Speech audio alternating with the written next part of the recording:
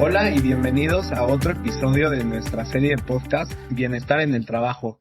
Mi nombre es César Izazola y soy el director de negocios en Workplace Options México. Los saludo hoy con un invitado muy especial, Mikel Nadal.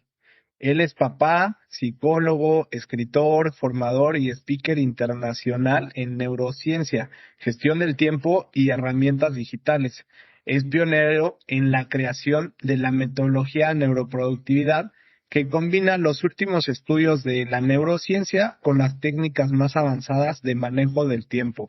Algo realmente interesante, donde ha colaborado e impartido conferencias, seminarios, por ejemplo, a más de 35,000 personas en más de 35 países con diversas empresas a nivel global. También es profesor en diferentes universidades europeas y americanas, desde España hasta Guatemala, donde él profesionalmente ha empezado o empezó más bien en la Universidad de Barcelona con un máster de psicología empresarial y recursos humanos en 5 universidades europeas. Ha escrito 4 libros sobre productividad y desarrollo personal y ha creado más de 1,200 videos sobre neurociencia y productividad. Además, ostenta el canal número 1 en YouTube de habla hispana sobre neurociencia, planificación y organización a nivel corporativo. Cuenta también con 800,000 seguidores en redes sociales, fundador de Morganizer, de Neurohacking Method y el portal del Despertar, que ahorita nos platicará un poquito más. Y actualmente se desempeña como sugerente de talento en Grupo Grisi, una empresa químico-farmacéutica con sede en Ciudad de México, especializada en productos de consumo para la higiene personal, belleza y salud. Más allá de su experiencia profesional, se apasiona en comprender el comportamiento humano y las relaciones, así como fomentar la motivación y el bienestar tanto dentro como fuera del lugar de trabajo. Yo lo diría como somos personas que trabajamos con personas. Mikel, bienvenido. ¿Qué tal? Un lujo estar aquí. Solo como matiz, una cosa importante que quería comentar. Hay una cosa que se comentó antes de una empresa que colaboro. Yo ahí no colaboro, tengo que decirlo, ok, lo digo para que la audiencia lo sepa, pero el resto totalmente ok y espero que haya sido útil para clarificar. Te agradezco mucho, Mikel. Me gustaría comenzar en que nos digas qué podemos entender con la palabra neuroproductividad y por qué es importante. Hmm. Bueno, ahora es importante y se escucha por todas partes. Pero fíjate, César, que cuando yo empecé hace unos 15 años, cuando decía neuroproductividad, la gente me miraba mal. Las empresas decían que no tenía ningún sentido, que esto de la productividad es una cosa y la neurociencia va por otro camino. Incluso me decían que no, las emociones están muy bien, pero déjalas fuera de la puerta, ¿no? Como que hace frío fuera de la empresa. Entonces, la neuroproductividad para mí surgió como una necesidad de cambiar el paradigma de la gestión del tiempo, del manejo del tiempo, porque hasta la fecha, y todavía sigue pasando, creo que la gestión del tiempo, la productividad son todavía enfermizas. ¿Qué es enfermizas? Que queremos hacer más cosas en menos tiempo, cuando en realidad ese tiempo ya pasó. Esto es un paradigma caduco, un paradigma que está obsoleto. Entonces, en realidad, la neuroproductividad es la productividad humana, entendiendo la parte humana como quiénes somos nosotros, cómo funciona nuestro cerebro, y ahí es donde entra la maravillosa neurociencia, que es un poco el conocimiento de nuestro cerebro en diferentes áreas de nuestra vida. Y quiero ser importante con esto, quiero sobre todo resaltar que en realidad todo lo que tenga que ver con neuroproductividad, se refiere a que yo puedo entrenar mis hábitos, puedo entrenar mi cerebro para ser mucho más productivo, pero a la vez también cultivando nuestra salud mental. Lo digo porque las productividades enfermizas son las que en algunas empresas todavía se procesan. Oye, hay que trabajar más en menos tiempo, hay que conseguir más resultados. Eso creo que es una productividad antigua, productividad del pasado y que además genera enfermedades no solo mentales, sino también físicas. Por lo tanto, la neuroproductividad es como el nuevo paradigma, la forma de entender cómo funciona hoy en día el manejo del tiempo, la productividad, desde una forma sana y una perspectiva humanista. Sería este un poco el propósito de la neuroproductividad. Te agradezco mucho tu aportación y bastante concreto, conciso, donde la siguiente pregunta iría enfocado al liderazgo y cómo lo podemos relacionar con la neurociencia. Bueno, en realidad lo tiene todo, porque la mayoría de personas, cuando uno se lidera a uno mismo es porque se conoce. Y conocerse no solo es un tema de hábitos, de costumbres, de tradiciones, también tiene mucho que ver en cómo entendemos nuestro cerebro. La mayoría de personas se enferman porque no conocen su cerebro, no conocen sus límites, hasta dónde pueden llegar. Y por eso intentan hacer muchas más cosas de las que realmente pueden hacer. Por lo tanto, el liderazgo, y sobre todo la parte que más me gusta del liderazgo, que es el autoliderazgo, la gestión de uno mismo, tienen que ver en cómo entiendes tu cuerpo, cómo entiendes el organismo, cómo entiendes tu cerebro. Hay muchísimos hábitos que en realidad no se desarrollan porque uno no hace una introspección, no mira hacia adentro. Y después vemos a muchos líderes que enferman. Enferman sobre todo porque no entienden el contexto, porque no se cuidan a ellos mismos. Mira, César, te voy a contar una anécdota, y esto me ha pasado con muchos clientes, y es que hay clientes que me ayudan a que sean más productivos. Oye, me encantaría que yo mismo y mi equipo sean más productivos. En cambio, veo sus hábitos de vida, cómo se están cuidando, lo que tienen en cuenta sobre ellos mismos, y pienso, es que no te puedo ayudar, porque si te ayudo, lo digo medio en broma, pero ya me entienden, es que te voy a matar, porque tú vas a trabajar más, no te vas a cuidar, y eso va a tener consecuencias en tu vida y en tu salud. Por lo tanto, la productividad empieza primero con el liderazgo. Y el liderazgo tiene que ver en entenderse a uno mismo. Cómo entiendes los hábitos, cómo entiendes los patrones, cómo entiendes la mente subconsciente, porque eso es un tema importante. Oye, ¿cómo son tus creencias? Lo que te han dicho desde la infancia.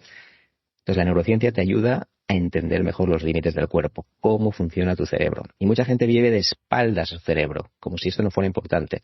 Y al final terminan pasándolo mal, terminan teniendo, pues eso, malas relaciones en todos los ámbitos, y hace que las personas que lo siguen no se lo crean. Evidentemente, un líder sin seguidores, pues no es un líder. Es una persona que le falta carisma y una persona que no tiene influencia. Así que para mí tiene todo que ver. Tengo que decir una cosa, aquí César creo que es importante. Cuando hablamos de neurociencia, hablamos de un concepto como muy genérico. En realidad, mi parte o lo que yo trabajo habitualmente no es tanto la neurociencia genérica, porque la neurociencia genérica es de todas las partes del cuerpo, sino específicamente lo que se llamaría la neuropsicología, que es la combinación de los hábitos que tenemos de nuestro cerebro en la conducta humana. Okay, lo digo porque en neurociencias hay muchas. Neurofisiología, la psicología que decíamos antes, neurocitología, en realidad hay muchísimas más. Pero en este caso, personalmente, y viniendo del mundo de la psicología y habiendo trabajado sobre esto, me dedico más a la neurociencia aplicada a la psicología. Y considerando todo lo que has dicho, me parece como esencial que podamos entendernos a nosotros mismos y comprender que cada tema es funcional para poder entendernos, ¿no? Totalmente. Ahora, hay una estadística que quiero compartir contigo, que la dice el INEGI, que estima que aproximadamente 723,000 personas en México son neurodiversas. Ahora, en tu experiencia, ¿qué cambios tangibles has observado en el mundo corporativo en donde se adopten las prácticas de una neuroproductividad consciente? Bien, en realidad el tema de la neurodivergencia o el tema neurodiverso, ¿no?, que ahora mismo se habla muchísimo más, en realidad existían todos esos conceptos hace muchos años. Lo que hasta ahora no los hemos clasificado y etiquetado. Esto es importante decirlo, ¿no? Lo que hacemos con la neuroproductividad tiene mucho que ver con esto. Hasta ahora, cuando las personas encendían un sistema de productividad, era genérico, era para todos, todos igual. Y hoy sabemos que dependiendo del tipo de persona que seas, necesitas una cosa u otra. Entonces, se ha ninguneado esa parte, se ha obviado esa parte durante muchísimos años. Entonces, todos somos diferentes. Mira, para ponerte un ejemplo, César, muy básico, la productividad de hombres y mujeres no es la misma. Y hasta ahora se ha intentado equiparar. Y eso ha sido un problema porque hay muchas mujeres empresarias que han tratado de ser exactamente igual que los hombres. Y al final ha terminado esto en una mala historia, porque en realidad la mujer necesita otro tipo de productividad.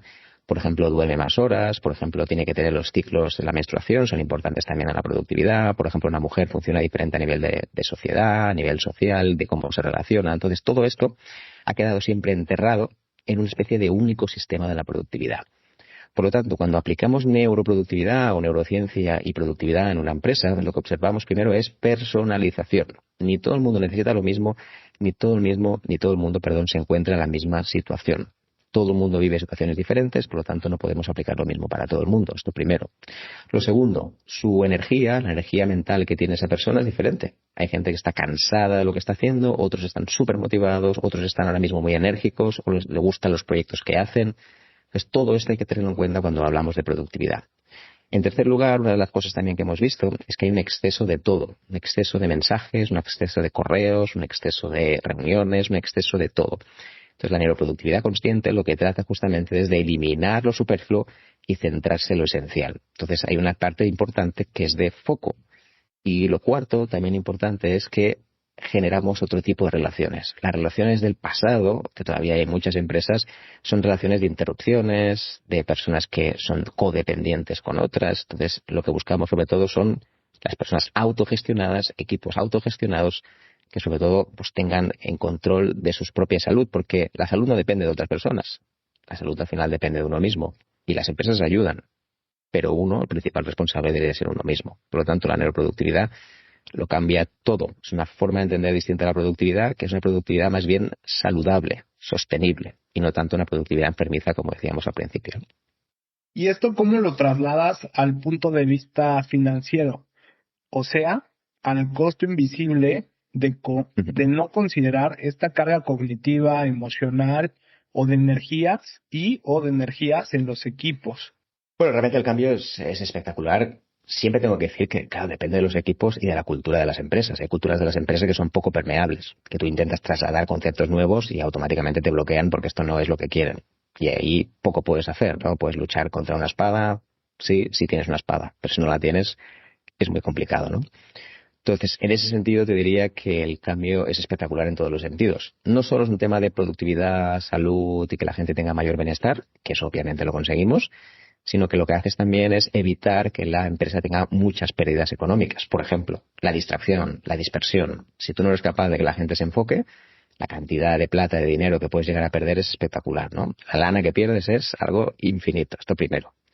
En segundo lugar, también una cosa que pasa, que creo que es importante, son las gestiones emocionales de las personas, ¿no? La productividad final tiene en cuenta la emoción de la persona y si no la gestionamos bien, pues con el enojo, la rabia que sienten muchas personas, al final ahí también se pierde la energía y por lo tanto la energía es dinero, no deja de ser eso, ¿no? Y también hay un punto social que es la parte de cómo se relacionan los equipos. Una de las cosas que buscamos con la productividad, con la neurociencia, es entender cuál es el mejor o la manera óptima de que se relacionen las personas. Si nosotros lo que hacemos es que no tenemos en cuenta esa parte, el problema principal es que esto se va a notar en las relaciones, ¿no? Habrá más problemas, más conflictos y, por supuesto, también tendrá un retorno en el dinero. Es difícil de medir porque en realidad aquí hablamos de muchos intangibles. Ya se sabe cuando hablamos de intangibles, pues sí, se puede llegar a medir algunas cosas, pero es más complejo que poder decir que gracias a esto pues vas a guardar 25 millones de pesos, ¿no? Ojalá que fuera tan fácil de medir, pero sí es verdad que algunas cosas prácticas lo podemos conseguir, ¿no? Retornemos al tema del liderazgo. ¿Por qué? Eh, Porque creo que para crear necesitamos creer. Ahora, ¿qué diferencia hay entre una organización que realmente impulse estas estrategias de productividad que sean sostenibles en el corto, mediano y sobre todo en el largo plazo versus las que realmente busquen resultados inmediatos, instantáneos, que normalmente son las que más, ¿no? Pero platícanos tu experiencia en este rubro y qué les sugieres, ¿no? A estas organizaciones. Claro, ahí es un tema complicado, ¿no? Porque depende de dos factores. Primero, la cultura de la empresa y en segundo lugar depende del tipo de objetivos o estrategia que tenga la empresa. Me explico. Si una empresa lo que quiere es mercenarios que al final tengan un tiempo en esa empresa y consiga los máximos resultados, pues seguramente ahí no tenga sentido implementar una cultura que sea productiva y sostenible. ¿Sí? Pero si la empresa lo que quiere es que tenga personas que duren mucho tiempo, que la rotación no sea un problema y que además estén sanas psicológicamente, entonces obviamente no hay que buscar por resultados cortos.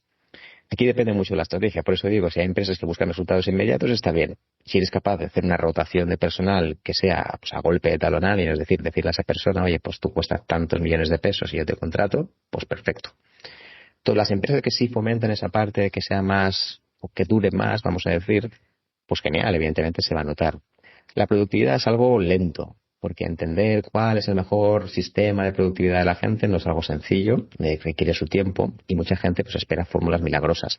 Pero esto me lo encuentro constantemente en muchísimas capacitaciones. Oye, gracias a esta formación ya directamente vamos a trabajar mejor y vamos a aumentar un 20% el beneficio. Ojalá sea tan sencillo. No es así.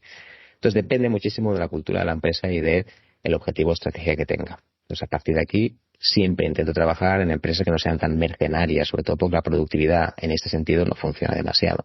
Pero también tengo que decir que si la empresa tiene este objetivo y le funciona, pues oye, adelante. Está claro que las personas pueden aguantar un tiempo determinado. En cambio, si buscamos una cultura más a medio y largo plazo, ahí sí tendremos que cultivar una productividad más sostenible, más sana, que dure mucho más años, ¿no? ¿Y cuánto tiempo dura aproximadamente esta estrategia de negocio? Claro, después comentaba antes el tema de la cultura, ¿no? Depende. Es decir, cuando yo implemento sistemas de neuroproductividad, intento hacerlos en el menor tiempo posible, porque considero que al final las cosas cuando se hacen es porque hay que estar implicado y que dure el mínimo tiempo posible, ¿no? Claro, si la empresa es que a corto plazo tiene que buscar resultados, pues esa estrategia no va a funcionar clarísimamente, porque es una empresa que va a funcionar, digamos, a golpe de talonario, como decíamos antes, ¿no? Entonces las empresas al final enferman como todo, como cualquier sistema social, todo enferma. Si no lo cuidamos, enferma. Exactamente igual que cualquier empresa que apliquemos la neuroproductividad. La neuroproductividad necesita de líderes sólidos, de personas que estén dispuestas a hacer el cambio y hacer un seguimiento real. Tú ya lo sabrás seguramente, César, te vas a encontrar con eso. Una cosa es una capacitación concreta de un día, de 2 días, pero eso en general no cambia una empresa jamás, ¿no? Necesitas un buen asesoramiento, un buen seguimiento. Entonces, en ese sentido, claro, las empresas que apuestan por ello, pues tardan un poquito más, pero los resultados se ven a medio y largo plazo. Lo otro, pues como decíamos antes, igual que una manzana fuera de la nevera, fuera del refrigerador, el freezer puede durar de entre 2 y 3 días o 4 días, pues realmente lo mismo pasa con el equipo. Son equipos que tarde o temprano terminan enfermando y hay que sacar a los enfermos fuera de esa empresa. Y eso tiene consecuencias, obviamente, a nivel de inversión también, de nuevos empleados, de nuevos candidatos y además también genera problemas de salud mental dentro de la propia empresa, ¿no? Miquel, ¿has conocido diferentes perfiles de diferentes nacionalidades en el aspecto composiciones de liderazgo? Ahora, ¿tendrás algún ejemplo que realmente puedas mencionar? ¿Sabes que este es el modelo a seguir y que podamos escucharlo con alguna experiencia que hayas vivido? Sí, mira, César, yo he vivido muchas cosas de muchos países distintos, así que puedo decir un poco en perspectiva lo que creo que funciona más o menos, ¿no? En primer lugar, tengo que decir, de las empresas que yo conozco que funcionan, tienen como 3 elementos principales que para mí son clave. Lo primero, una persona que está a nivel VP, es decir, a nivel, digamos, de C-level, ¿no? Como si fuera una persona importante, un directivo importante, un ejecutivo, que es el encargado del bienestar y el desarrollo de productividad de las personas. Sí, parece que es un rol muy extraño, pero hoy he visto empresas, y las he tratado bastante, en el cual hay un perfil que se centra en estas 2 cosas. La primera es en cómo podemos unir el bienestar con la productividad y el segundo es darle técnicas y seguimiento a los líderes para que lo hagan. Es muy constante que yo vaya a empresas y me doy cuenta que después de dictar una capacitación, oh sorpresa, nadie dice seguimiento, al final no se implementa jamás. Entonces, el hecho de tener un departamento exclusivo solo para hacer seguimiento de este tipo de cosas es una de las cosas que mejor ha funcionado y que más rédito económico he visto dentro de las empresas. Esto es el primer punto.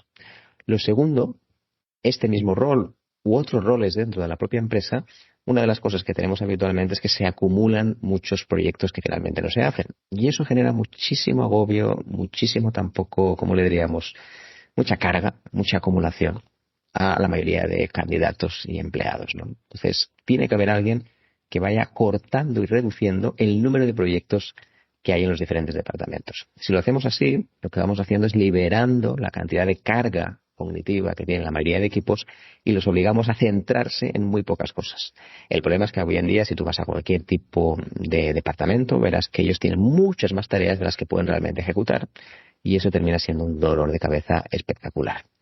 Y por último, dentro de cada equipo, uno de los roles también que hemos afianzado en muchísimas empresas, algunas muy grandes y otras más pequeñas, es el rol del cohesionador. Aquella persona que se encarga de que en todos los equipos existan pequeñas reuniones de productividad en positivo para ver cómo podríamos mejorar y que esto se haga prácticamente todas las semanas o todas cada 15 días o cada mes como máximo. De esta manera hemos logrado optimizar los procesos del equipo y además también siempre teniendo en cuenta el bienestar de las personas. Y un último tip también que he visto en las empresas que funciona muy bien, además de estos 3, este sería como de regalo, 3+1, tiene que ver en que se traten los proyectos de salud como un proyecto laboral. igual que cuando uno hace un proyecto con un cliente, tiene pues desde la descripción del proyecto hasta las tareas concretas, pues cuando hablamos de descripción de tareas de salud o tareas que tengan que ver con proyectos de vida dentro de la empresa, también estaría bien que tenga las mismas tareas, que todo el mundo tenga tareas como si fuera una tarea normal y que forme parte, digamos, de su trabajo diario. La verdad es que en todas las empresas que lo hemos probado, que lo hemos hecho, fue una maravilla y hemos conseguido resultados espectaculares. Entonces, dentro de las empresas de ese sector he visto absolutamente de todo. Pues como te decía antes, ahí he visto sectores pues, más logísticos. Normalmente son empresas que tienen una cultura más innovadora, generalmente. No suelo verlo tanto en banca, normalmente, o en otros sectores más clásicos o más conservadores. Pero sí es verdad que en algunas empresas ya estamos viendo resultados de un gran calibre y muy contentos con ello. Me gustaría ahondar en un punto que diste, en el cual mencionas que en muchas ocasiones se generan estas estrategias para dar el check de que se cumplió con el requerimiento, ¿no? Y realmente no se le da un seguimiento o no se ejecutan estas estrategias de bienestar. Ahora, poniéndolo en la mesa con líderes en Latinoamérica, que hay un gran estigma, machismo, creencias de generaciones pasadas, ¿cómo puedes abordar el por qué es importante invertir en un entorno con un bienestar neuroproductivo? Claro, las relaciones al final, lo que se genera en la empresa suele ser un efecto de la cultura, ¿no? Y muchísimas empresas, lo veo constantemente, al final cuando hay una persona que empieza a actuar de una forma, si no se corta por lo sano, lo rápido, lo más rápido posible, termina teniendo consecuencias. Entonces, para mí hay un punto clave que tiene que ver con dos cosas que creo que todas las empresas deberían cultivar. La primera es tolerancia cero a este tipo de comportamiento. Significa que todo el mundo debe estar educado, formado, para que cuando ocurra algo así hay que informarlo lo antes posible y sobre todo que se haga ya lo que tenga que hacerse en ese momento. Está claro que depende del nivel de gravedad, podemos actuar de una forma u otra, pero es importante que todo el mundo tenga el concepto de tolerancia cero. Esto para mí es importante. Y lo segundo, que creo que cada vez es más importante también, es estimular y fomentar la seguridad psicológica, es decir, la capacidad de las personas que puedan abrirse y decir lo que piensan sin temor a ser castigados después, ¿no? Si tenemos estos dos factores, la productividad entra bien. Es decir, es fácil de que entre. Si estos dos factores no existen, o al menos no se cuidan, las probabilidades de cambiar el sistema productivo son muy bajas. ¿Por qué? Porque cuando una persona quiere ser más productiva, lo quiere hacer desde el amor, desde el entendimiento, de saber que está apoyada por la empresa. Muchísima gente que va a un curso de manejo del tiempo, de neuroproductividad, lo que sucede es que a veces van desde el castigo. No, ustedes lo están trabajando bien, ustedes no lo están haciendo bien. Por lo tanto, les voy a decir que ahora vengan con este tipo de aquí, este tipo español, que les va a dar una clase aquí de gestión del tiempo y neurociencia. Y entonces la gente lo ve como un castigo y, por supuesto, no tienen ganas en mejorar. Intentamos, obviamente, hacerlo más fácil para ellos, para que se sientan cómodos, pero siendo honestos, si ya tenemos estas barreras iniciales, difícilmente vamos a lograr un resultado concreto. Por lo tanto, esos dos factores que decía antes son sumamente rápidos de implementar, complejos, lo entiendo, pero creo que son los que funcionan mejor, que son el primero, tolerancia cero, y el segundo, seguridad psicológica. Te agradezco, Miquel. ¿Y cómo generas una cultura de prevención? Esto me refiero al cuidado en la salud mental con las organizaciones y su población, pero ¿cómo logras esta rentabilidad en el bienestar? A ver, es un tema complejo, esto daría para mucho, ¿no? Yo diría que al final hay dos como grandes habilidades que son las que hay que desarrollar. La primera de todas es autoliderazgo, que antes lo decíamos antes, es decir, la capacidad de regularse y adaptarse a uno mismo en el contexto que estás. Y la otra es autogestión, ¿ok? Que tiene que ver con cómo se gestionan los equipos, desde la seguridad, desde la confianza, etcétera. Si realmente implementamos estas dos partes y les damos capacitación, les damos asesorías a todos los colaboradores de nuestra empresa, el resto es casi automático, viene solo. Es como si fuera una carretera en la cual no hay más destino que este. Vamos a ir aquí sí o sí. Iremos más deprisa, más rápido, pero todos terminaremos al mismo sitio. Si en cambio vamos a un laberinto en el cual nadie sabe muy bien lo que tiene que hacer, lo más probable es que cada uno salga por una puerta diferente.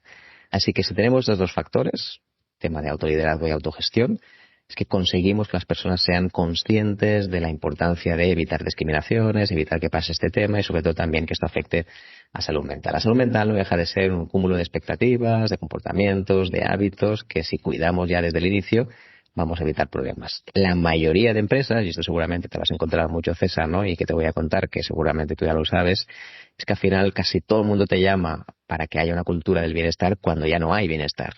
Y ahí viene el gran problema. Entonces, después, intentar solucionar algo que a veces ni siquiera tiene solución o es muy complejo con las personas que hay, pues es harto complicado, como dicen en Chile, ¿no? Entonces, creo que aquí hay un punto clave que es la primera parte. Autoliderazgo y autogestión. Si conseguimos estas dos cosas, oye, el resto viene solo. Con práctica, obviamente, con tiempo, pero al final lo conseguimos. Sí, creo que se ha generado un wellness falso de tendencia, a mi perspectiva, y donde hay que deconstruir muchas perspectivas, creencias y como tú lo mencionas, el autogestionarte, ¿no? De igual manera. Y me gustaría ir a puntos de la vida real, ¿no? Que te voy a mencionar, como por ejemplo, que son estos sesgos inconscientes de ver tu correo y responder quizás el correo que te llega en automático y no responder alguna otra tarea con prioridad, ¿no? Que buscas la parte inmediata, ¿no? O Mm. no darle la importancia a dormir, a tomar 20 minutos para comer o también poder hacer ejercicio, ¿no? Entonces, dicho esto, ¿cómo le haces para que realmente la gente pueda creer en que necesita esto en sus vidas y Sí. no se enfoque realmente a trabajar como un robot y que realmente, como bien mencionaste con lo último, no exista un bienestar? Mm. Pero me gusta poner el ejemplo de que al final la energía mental o la energía en general que tú tienes es la vida. Entonces, en el momento que pierdes esa energía, y esto lo veo constantemente con gente pues, que deja de cuidarse, deja de entender que ellos mismos son importantes, pues poco a poco, y fíjate, esto es muy potente, sé que es muy profundo quizá, pero en el momento que descuidas tu energía, empiezas a morir. Entonces, solo por eso ya merece la pena meterse en todo este tema para entender cómo funciona nuestro cuerpo, cómo podemos tener más energía. Piensa que la energía es todo. La energía es pensar mejor para un nuevo proyecto, tratar mejor a las personas que tú tienes, estar mejor incluso con tus hijos, con tu esposo, con tu esposa. Al final también tiene que ver con esto, ¿no? Por eso digo que todo el mundo debería cultivar su energía. ¿Y de dónde viene su energía? Pues ahí es donde entran los hábitos del cerebro, ahí es donde entra también cómo nos tratamos nosotros mismos, cuál es el plan de salud mental que tú tienes, el plan de salud física que vas a crear, la parte de salud social que vas a generar también.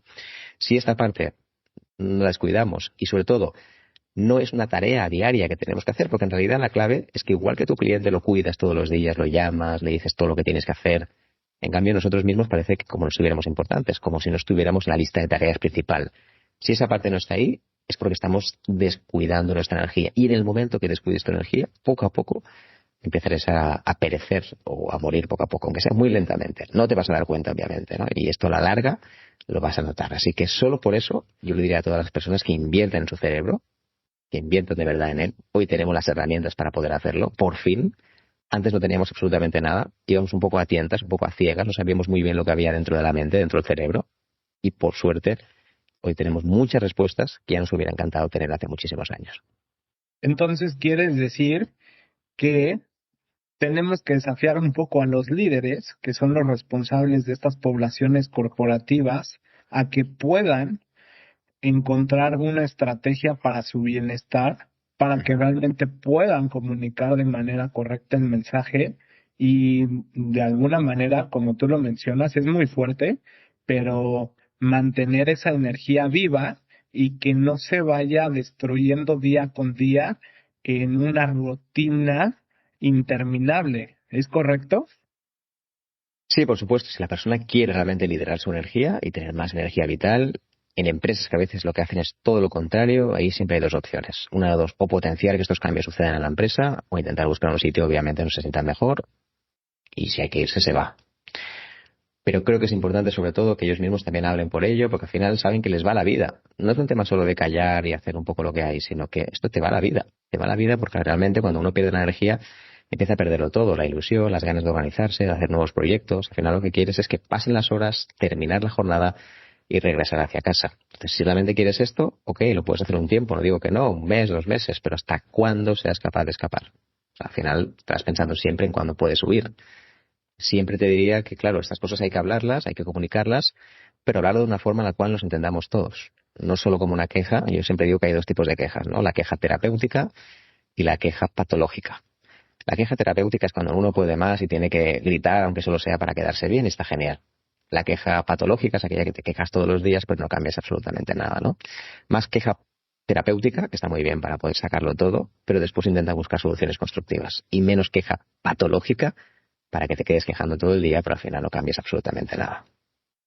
Ahora te doy una estadística de la Organización Internacional del Trabajo. Aproximadamente el 50% de las personas con discapacidad afirman haber sufrido en algún momento discriminación. ¿Qué iniciativas, estrategias pueden implementar los líderes en las empresas para cultivar, construir y diría de construir también entornos de trabajo que sean psicológicamente seguros e inclusivos? Claro, una pregunta abierta, ¿no? Y tiene mucho que ver lo que decíamos antes. La seguridad psicológica para mí es un elemento clave, de que la gente pueda expresarse libremente sin temor a cambios, sin temor a castigos, sin temor a que te digan que no lo puedes decir. Eso para mí es un punto clave. La discriminación normalmente es cuando hay una cultura opaca en la cual no se transmite nada, que hay como una especie de silos, ¿no? En la cual hay informaciones en diferentes áreas. Entonces creo que cuando hay mucho cierre, en la cual no hay ningún tipo de apertura, pues lo más normal es que al final se generen pues desequilibrios y al final también discriminaciones. Claro, hablar de una política concreta de discriminaciones es muy complejo, pero normalmente es lo de siempre. Cuando te llaman a ti es porque la política ya se les fue de las manos, es decir, ya está muy fuera de las manos, no podemos controlarlo. Pero la discriminación es un poco el punto anterior que decíamos. Tolerancia cero, seguridad psicológica. Volvemos otra vez a lo mismo. Cuando hay alguna discriminación, tolerancia cero. Es decir, no hay que permitir que nunca el agresor o esa persona que haya cometido este tipo de discriminación salga con la suya y sobre todo también que sea penalizado lo antes posible, siempre de la mejor manera. No hace falta que sea un tema económico, un tema de que se eche a esa persona, pero hay que buscar la forma más contundente para que esto no vuelva a ocurrir. Cuando pase esto, lo segundo también es empezar a lo que se llamaría liderazgo sistémico. Oye, ¿por qué ha ocurrido esto? Vamos a intentar que los líderes que sí que hacen estas buenas prácticas se vayan a diferentes departamentos a poder también expandirlas. Entonces, creo que también hay que potenciar esa parte. Y la tercera, como decíamos antes, la seguridad psicológica. Seguridad psicológica al final es entrenar a las personas para que puedan decir lo que ellas piensan de verdad sin temor a que la gente les diga que esto no vale o que sean rechazados. Entonces, ¿cuánto se invierte en la seguridad psicológica de las personas? Depende. Si realmente queremos una empresa fuerte con grandes ideas, necesitamos esa parte. Yo quiero que la gente genere conflicto. El conflicto es bueno. Siempre hablamos de que el conflicto es algo malo y que hay que evitarlo. Al contrario, el conflicto es bueno, siempre que sea saludable y no centrado en las personas, sino que se centre en las tareas, los procedimientos. Así que, seguridad psicológica, bienvenida sea. El problema es cuando la seguridad psicológica se utiliza para discriminar. No, yo puedo decir lo que quiera, voy a discriminar. Entonces ahí no tiene ningún sentido, ¿no? En el fondo, cuando hablamos de la productividad, todo eso es una cosa que intentamos controlar en cierta manera, aunque no siempre podemos ir tan lejos, no podemos ahondar siempre, pero creo que es importante porque en el momento que no hay eso, las personas después en las sesiones no te dicen la verdad. Mienten muchísimo y al final se esconden en excusas de otras personas. Y eso para mí personalmente es un problema porque después no sé lo que piensa esa persona de verdad. No sé si está diciendo que sí por compromiso o realmente porque quiere cambiar. Tema complejo sin duda, César, ¿no? Quiero que me compartas, Miquel, ¿qué buscas tú creando estas estrategias a nivel corporativa y por qué empezaste? Mm. Claro, yo cuando empecé César empecé con algo mucho más básico. En realidad, la primera vez que yo empecé con todo esto fue un curso tradicional de manejo del tiempo, de time management, ¿no? Como dicen en inglés. Lo que buscaba era ver a la gente. Entonces, lo que me di cuenta, ya hace pues, casi 14 años de todo esto, buah, ya es que hace mucho tiempo, me di cuenta de que los cursos clásicos, tradicionales de gestión del tiempo, además de que muchas veces eran aburridos por sí mismos, veía que la gente, oye, como que no eran suyos, no decía, esto me encanta, esto es mío, esto me lo quiero incorporar yo a mi rutina laboral, ¿no? A partir de aquí, la segunda fase fue indagar por qué las personas, cuando son productivas o quieren ser productivas, cuál es el aspecto psicológico que hay detrás. Y ahí es donde empecé a ahondar y puse esas dos partes de neurociencia y psicología, además de productividad personal. La tercera parte, como bien decías antes, ahí me enteré de que esto estaba muy bien, pero que chocaba frontalmente con las culturas de las empresas. Entonces me di cuenta que además de todo lo que había aprendido sobre neurociencia y productividad personal, había que añadir el cómo podías desbloquear una cultura para que permeara este mensaje. Y el cuarto punto ya fue empezar a hablar con directivos ya de alto nivel, con CEOs, ¿no? Para ver que eso no solo era un tema de cultura, sino que además también era un tema de supervivencia y de negocio. Si eran capaces de poder activar una nueva cultura de neuroproductividad, se daban cuenta de que el negocio iba muchísimo mejor, funcionaba más, había menos bajas, menos rotación, la gente quería estar más comprometida, con más ganas. Entonces esto ha sido como un poco las 4 fases. Primero, productividad básica. Segundo, neurociencia y productividad. Tercero, ya introducirlo con la cultura. Y cuarto, ya nos fuimos a todo el tema, digamos, de la dirección, de cómo encajarlo. Entonces ha sido un poco mi camino. Ahora depende, ¿eh? A veces también hago capacitaciones o conferencias directamente, solo eso, ¿no? Pero cuando voy a empresas intento cambiar lo máximo posible. Ahí sí que intentamos hacer ese asesoramiento, entender cómo funciona la cultura y por ende, pues también trasladárselo a los CEOs y levels y otros directivos del sector, ¿no? Para concluir, ¿qué consideras que requiere el mundo en esta área de la neuroproductividad y qué sugerencia le tienes a los líderes que toman decisiones? Mm. Bueno, en realidad muchísimas personas llegan a la neuroproductividad por el fracaso estrepitoso del manejo del tiempo tradicional. Entonces intentan que los equipos sean productivos y se dan cuenta de que necesitan algo más. Y entonces por eso llegan a algo diferente. En realidad la productividad, lo que hacemos nosotros o lo que hago yo personalmente, va mucho más allá de una gestión del tiempo tradicional. Esos líderes que son conscientes de verdad se dan cuenta de que solo con técnicas de productividad el equipo no funciona. Entonces, los líderes en realidad lo que necesitan son 3 cosas. Lo primero es conciencia de resultados reales. Muchas veces los equipos simplemente reproducen patrones. Oye, hay que hacer esta capacitación porque toca, que mi CEO me dijo que tocaba, o porque hay que gastar un dinero antes de llegar a final de año y hay que gastarlo en una capacitación, ¿sí? Entonces, si hay conciencia de verdad del uso de lo que hacemos, cambia por completo, porque entonces ya buscamos cosas que sí transformen al equipo y que no sean simplemente trámites, como veo habitualmente en muchas capacitaciones. Este punto número 1. El punto número 2 de los líderes también que deberían tener en cuenta es que en primer lugar, como decíamos antes, una vez ya tengo claro que quiero hacer esto en la neuroproductividad, en segundo lugar es cuál es el equipo y cómo está el equipo. Si el equipo ahora mismo tuvo problemas en el pasado, es un equipo que ahora mismo está desestabilizado, es un equipo que no funciona, un equipo que cuesta de manejar, quizá no es el mejor momento para empezar una sesión de estas. A lo mejor primero tiene que autorregularse, hacer un plan también de proyectos de salud para que se cuiden, para que se calmen, para que rebajen la tensión y después ya veremos cómo implementamos la neuroproductividad. Así que a veces les falta un tema de momentum a los líderes también, ¿no? Encontrar el momento adecuado para poder hacerlo. Porque si hay mucha resistencia, esto clarísimamente no va a funcionar. Y lo tercero, que veo en los líderes que también le pasa mucho con el tema de la neuroproductividad, es que son incapaces de hacer un seguimiento real. Y esto lo hemos dicho antes, ¿no? Por ejemplo, lo que pasa es que hacen capacitaciones, hacen consultorías y después piensan que el equipo lo va a funcionar, lo va a hacer casi sin seguimiento. Esto no lo va a hacer así. ¿Por qué? No porque ellos no quieran, evidentemente, si al final es porque el día a día se los come. El día a día tienen muchísimas tareas, muchísimas actividades y finalmente tienen que dejar de hacer cosas y una de ellas claramente es la capacitación. Así que si el propio líder no es el primer garante de que todo esto funcione, la primera persona que ofrezca la garantía de que esto sí va a implementarse, difícil es que cualquier proceso de lo que sea, neuroproductividad o lo que sea, pues termine funcionando. Si tú no eres el primer ejemplo, raro es que los colaboradores te sigan y hagan exactamente lo mismo. Al final la gente tiende a copiar a su líder y el líder si no hace nada de esto, pues obviamente el resto de colaboradores lo dejará de hacer. Así que estos serían mis 3 carencias principales que encuentro en los managers, en los CEOs, especialmente cuando gestionan equipos y quieren implementar un equipo más productivo.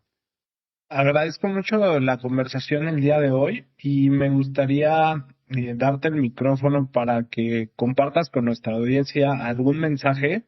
Quizás yo lo concluiría con por qué este tema, o más bien, para que este tema no quede como una tendencia, ¿qué tendrían que entender tanto los líderes como las personas para generar un mejor entendimiento y que realmente pueda generar una creencia en el largo plazo y no que como lo mencioné, ¿no? Como una tendencia? Sí, mira, te voy a comentar como 2 grandes factores que creo que son importantes dentro de los líderes y lo veo constantemente para que este tema cada vez tenga más relevancia, que como cada vez está teniendo más, ¿no? La primera es romper los lazos de las relaciones paternofiliales que existen en las empresas. Y esto lo vemos mucho a nivel de productividad. La gente no avanza, la gente no hace sus tareas porque tiene que siempre preguntarle todo a su jefe, a su supervisor, si estoy haciendo bien, si no, si puedo avanzar, si no. Eso tiene mucho que ver con la relación papá-mamá o papá-hijo que se genera muchas veces en las relaciones. Entonces, lo primero es romper esa parte paternofilial que yo le llamo, ¿de acuerdo? E intentar buscar la máxima autorresponsabilidad, que al final no deja de ser autoliderazgo. Si los líderes no fomentan esa parte, difícilmente los equipos serán productivos, eso está claro, ¿no? Porque al final, si no, siempre estarán preguntando la opinión de papá y mamá, a ver si puedo avanzar, y el papá-hijo, la relación papá-hijo va a permanecer siempre activa durante muchísimo tiempo. Y lo segundo, el tema importante de verdad, es que la salud física, mental, ya no es un tema solo de salud y puramente ya está, sino que tiene mucho que ver en la calidad de los resultados y cómo podemos hacer para mejorarlos. Entonces, hay que cuidar a las personas como si realmente fueran fuentes de salud. En el momento que esas personas empiezan a languidecer, empiezan a bajar su nivel de energía, tenemos un montón de gente que está empezando a enfermar. Y eso, como líder, no puede ser que tengamos un montón de gente en la cual estén enfermando poco a poco y que estén perdiendo su productividad. Primero porque ellos mismos ya no están, son personas que ya perdieron su foco hace tiempo y eso está claro que va a repercutir después en los resultados. Veremos resultados que tienen que ver con esta bajada de interés o de motivación. Así que si los líderes son capaces de hacer estas dos cosas, primero romper el cordón umbilical y dejar que la gente crezca, se autorresponsabilice, y en segundo lugar, como decíamos antes, también tiene que saber cuáles son los límites de las personas a nivel de que no podemos estar detrás todo el día, se tiene que autogestionar, importante este punto también. Te agradezco por tu comentario, Miquel. Ha sido un gusto, un honor conversar contigo. Ojalá que podamos conectar muy pronto. Antes de terminar, quiero aprovechar esta oportunidad para mencionar que Workplace Options ofrece apoyo integral enfocado en la salud mental y el bienestar integral de los colaboradores, de sus familias. Para más información, pueden contactarnos en workplaceoptions.com.mx. Y pues bueno, Miquel, te agradezco bastante el que puedas estar aquí. Un gusto, César, de verdad. Yo compartí lo que más me gusta y si además lo puedo hacer en buena compañía, mejor que mejor. Muchas gracias a todos y hasta la próxima.